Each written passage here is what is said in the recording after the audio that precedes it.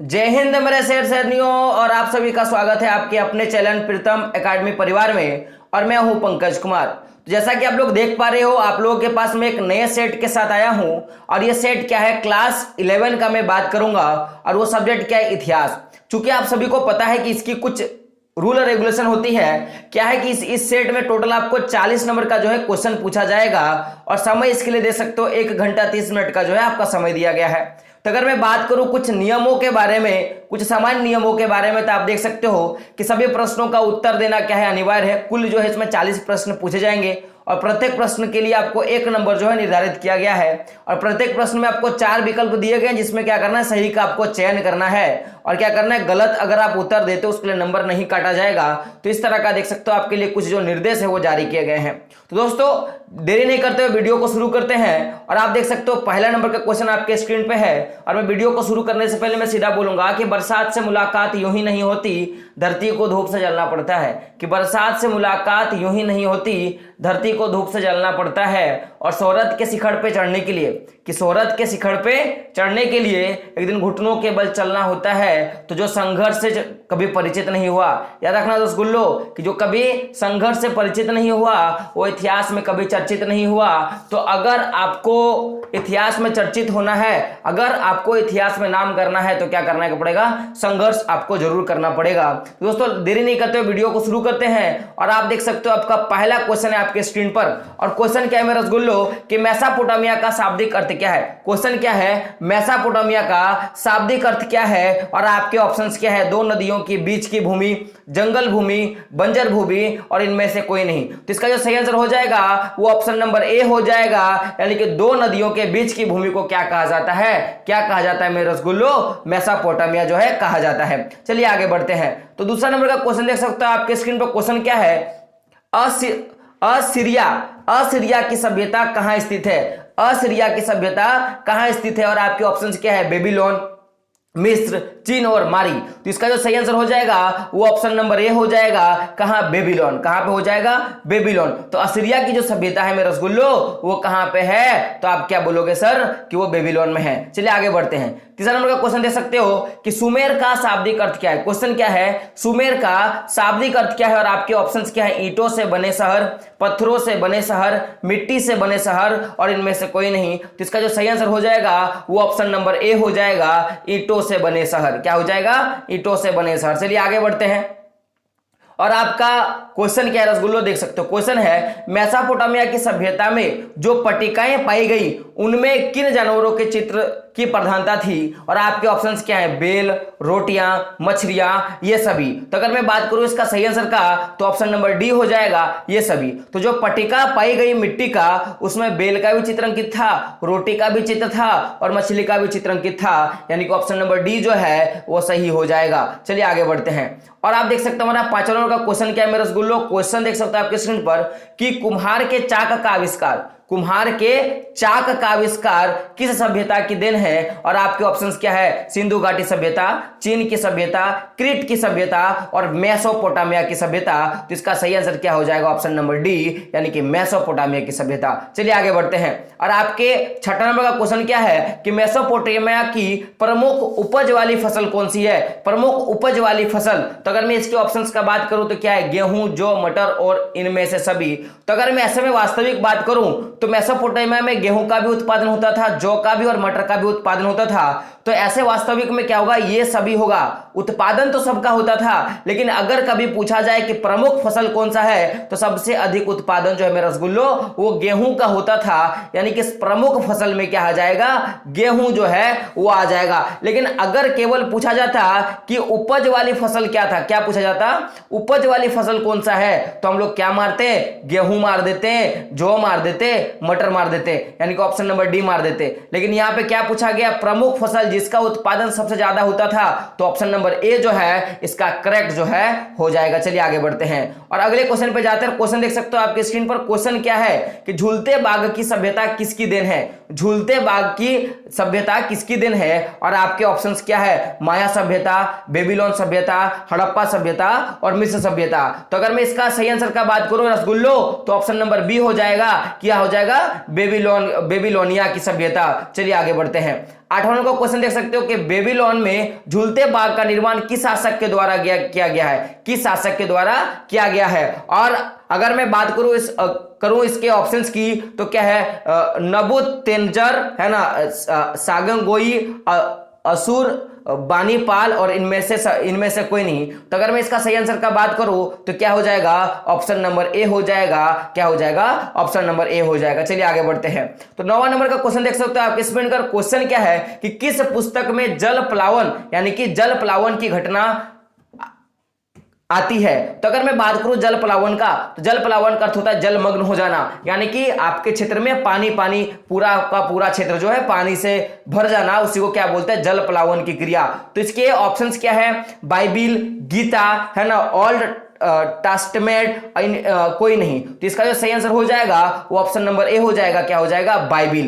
तो जल प्लावन की जो घटना है वो बाइबिल यानी कि बाइबिल नामक पुस्तक में लिखी गई थी। अगले क्वेश्चन पे बात करते हैं कि मिस्र की सभ्यता का विकास किस नदी के किनारे हुआ है। मिस्र की सभ्यता का विकास किस नदी के किनारे हुआ है, और आपके ऑप्शंस क्या है, नील, दजला है ना, सिंधु और क्या है, फरात। तो इसका जो सही आंसर हो जाएगा वो ऑप्शन नंबर ए हो जाएगा, यानी कि क्या हो जाएगा, नील नदी। चलिए मैं आपके कुछ ऑप्शंस क्लियर कर देता हूं। आपको पता होगा जो दजला और फरात है यहीं पे क्या हुआ है, मेसोपोटामिया की सभ्यता जो है वो पाई गई है। इसलिए मेसोपोटामिया की जो सभ्यता है वो दो नदियों वाली सभ्यता कहा जाता है। और आपको पता है सिंधु घाटी सभ्यता में हमारी अपनी जो है वो हड़प्पा सभ्यता का या सिंधु घाटी सभ्यता का विकास हुआ है। तो कभी क्वेश्चन आएगा कि मिस्र की सभ्यता किस नदी के किनारे, नील नदी के किनारे, मेसोपोटामिया, तो क्या बोलोगे, दजला और फरात। और कभी पूछा जाएगा हड़प्पा सभ्यता, तो आप क्या बोलोगे, सिंधु घाटी नदी या सिंधु नदी के किनारे। चलिए अगले क्वेश्चन पे जाते हैं। और क्वेश्चन देख सकते हो 11 नंबर का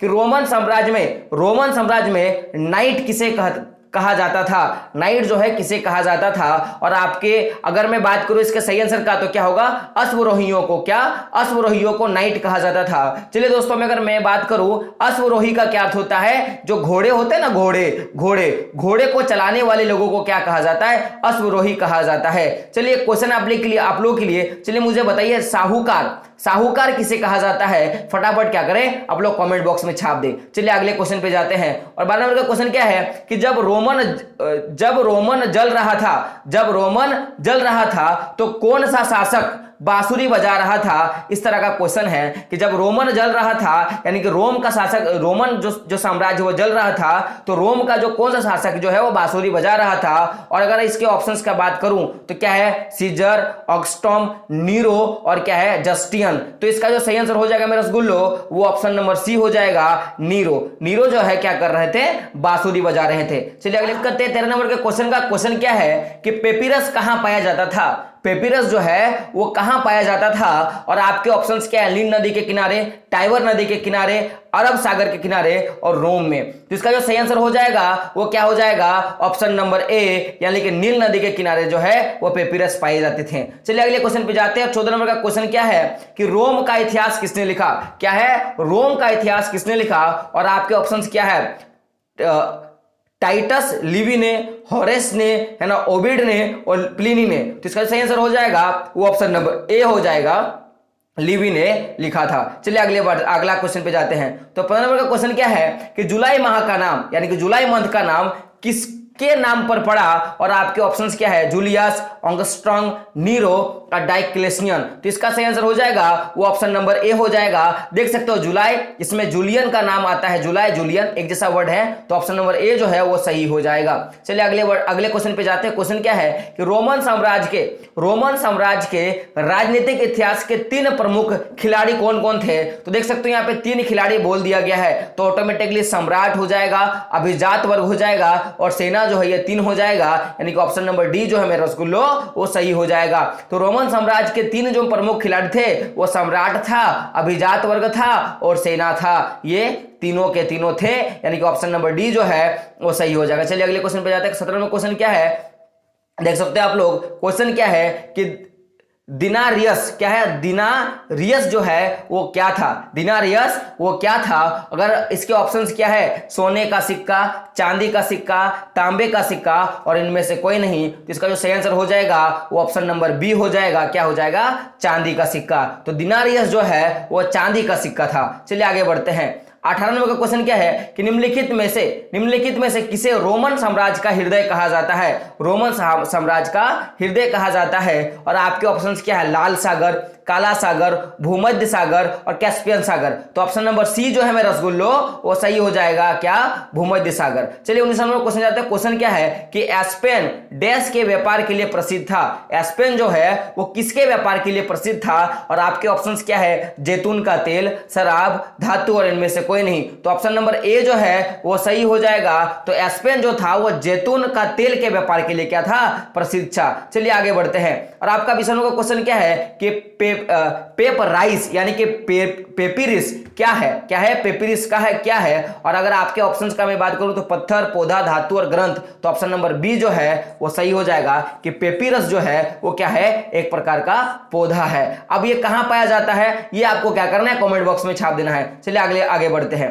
तो 21 नंबर का क्वेश्चन क्या है कि हजरत मोहम्मद का जन्म कब हुआ? हजरत मोहम्मद का जन्म कब हुआ?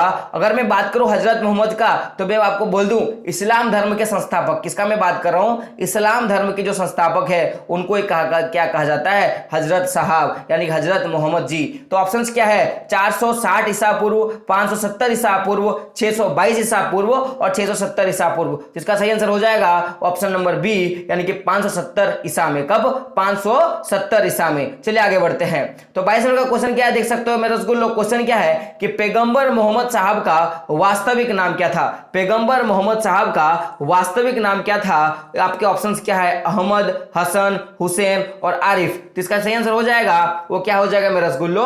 ऑप्शन नंबर बी यानी कि क्या था? हसन था। क्या था? ऑप्शन नंबर बी यानी कि हसन था। चलिए आगे बात करते हैं। तो 23 नंबर का क्वेश्चन क्या है रसगुल्लो कि जिम्मी किसे कहा गया? जिम्मी किसे कहा गया? और आपके ऑप्शंस क्या? ईसाइयों को, यूनानियों को, ईसाइयों और यहूदियों को, इनमें से कोई नहीं। तो जिम्मी जो है वो दोनों को कहा गया, ईसाइयों को भी कहा गया और यहूदियों को भी कहा गया। चलिए आगे बढ़ते हैं। 24 नंबर का क्वेश्चन क्या है? हिजरी संवत का आरंभ कब से शुरू हुआ? हिजरी संवत का आरंभ कब से हुआ? अगर मैं बात करूं इसका सही आंसर का तो ऑप्शन नंबर ए हो जाएगा यानी कि 622 ईसा से। कब से? 622 ईसा से। चलिए आगे बात करते हैं। 25 नंबर का क्वेश्चन क्या है कि अलबरूनी ने किस पुस्तक की रचना की? तो ऐसा अगर मैं बात करूं अलबरूनी ने तो लगभग 140 पुस्तक के प्लस जो है उन्होंने किताब की रचना की।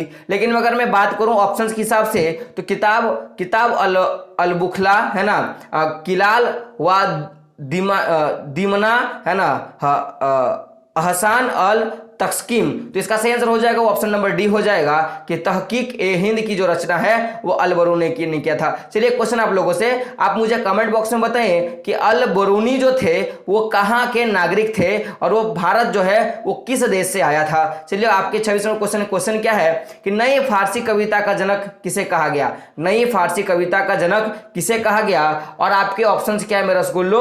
ऑप्शन से उमर, ख्याम, रुदकी और फिरदौस। तो इसका सही आंसर हो जाएगा ऑप्शन नंबर सी यानी कि रुदकी को जो नई फारसी कविता का जनक कहा गया। चलिए अगले क्वेश्चन पे जाते हैं। और 27 नंबर का क्वेश्चन देख सकते हो कि निम्नलिखित में भूगोलवेत्ता कौन थे? निम्नलिखित में भूगोलवेत्ता कौन थे? तो इसका सही आंसर हो जाएगा ऑप्शन नंबर सी। तो अल ख्वारिज़्म जो था वो एक प्रकार का भूगोलवेत्ता था। बात करते हैं अगले क्वेश्चन पे। 28 नंबर का क्वेश्चन क्या है कि मोहम्मद साहब की पत्नी का नाम क्या था? मोहम्मद साहब की पत्नी का क्या नाम था? तो आपके ऑप्शन क्या है?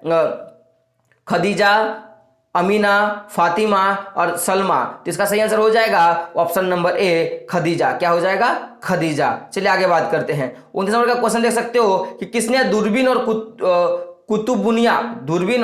कुतुबुनिया का आविष्कार किया? तो इसका जो सही आंसर हो जाएगा वो क्या हो जाएगा? ऑप्शन नंबर बी यानी कि चीनियों ने दूरबीन का और कुतुबनुमा का क्या किया? आविष्कार किया। तीसरा नंबर का क्वेश्चन क्या है देख सकते हो कि गजनी सल्तनत का संस्थापक कौन है? गजनी सल्तनत का संस्थापक कौन है? तो इसका संस्थापक है वो मोहम्मद गजनवी है। कौन है? गजनवी। आप यहाँ पे देख सकते हो गजनी और गजनवी एक जैसा साउंड का वर्ड है, लेकिन इसका सही आंसर हो जाएगा वो ऑप्शन नंबर सी। आप इसको याद कर सकते हो। चलिए अगले क्वेश्चन पे बात करते हैं।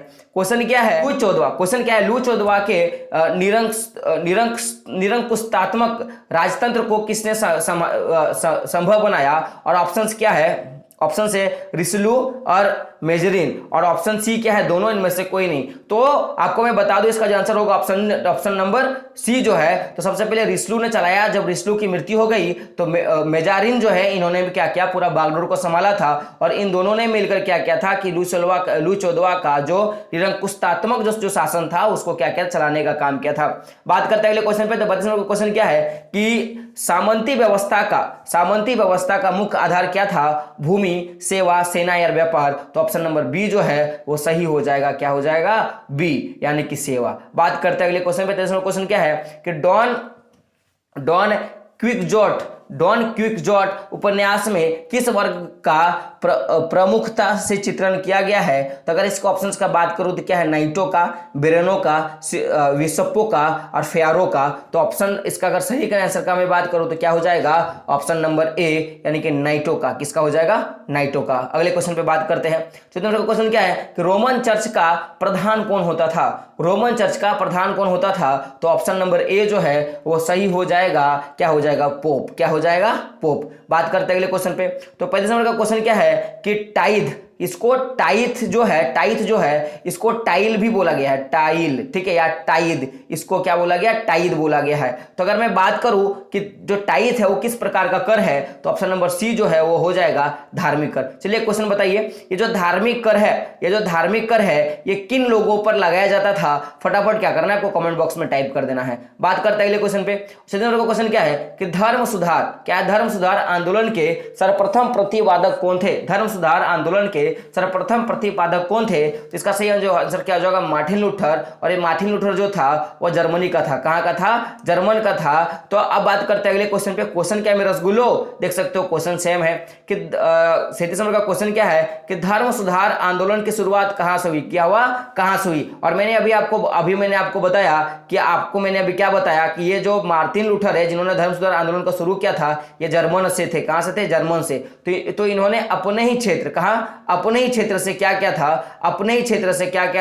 धर्म सुधार आंदोलन चलाया था। तो ऑप्शन नंबर बी जो है वो सही हो जाएगा। बात करते हैं 38 नंबर क्वेश्चन का। क्वेश्चन क्या है कि सामंतवादी अधिकृत व्यवस्था की सबसे छोटी इकाई क्या थी। सामंतवादी इसकी सबसे छोटी इकाई क्या थी। तो अगर मैं इसका सही आंसर का बात करूं तो क्या हो जाएगा, ऑप्शन नंबर ए यानी कि नाइट। क्या हो जाएगा, नाइट। चलिए अगले क्वेश्चन पे जाते हैं। क्वेश्चन क्या है मेरे रसगुल्लो कि गुलाबों की लड़ाई क्या है, गुलाबों की लड़ाई कहां से शुरू हुई। और आपके ऑप्शंस क्या है, फ्रांस में, इंग्लैंड में, जर्मनी में और रूस में। तो इसका सही आंसर हो जाएगा मेरे रसगुल्लो, क्या हुआ, ऑप्शन नंबर बी यानी कि इंग्लैंड में। तो गुलाबों की लड़ाई कहां से हुई, इंग्लैंड में हुई। बात करते हैं अंतिम क्वेश्चन का कि डिवाइन कॉमेडी के लेखक कौन है। डिवाइन कॉमेडी के लेखक कौन है। और आपके ऑप्शंस क्या है, ऑप्शन ए दांते, ऑप्शन बी क्या है, होमर, है ना, ऑप्शन सी क्या, शेक्सपियर, और क्या ऑप्शन डी क्या है, चार्ल्स। तो इसका सही आंसर हो जाएगा, क्या हो जाएगा, दांते। क्या हो जाएगा, दांते। यहाँ पे थोड़ा मिस प्रिंट किया गया है, इसका सही आंसर क्या हो जाएगा, दांते एलिगिरी। क्या है, दांते एलिगिरी जो है इसका सही नाम है। तो क्या हो जाएगा, दांते एलिगिरी। चलिए हम लोग बात करते हैं। तो ये देख सकते हैं आप लोग का 40 का 40 जो क्वेश्चन है मैंने वो आपको कवर कर दिया।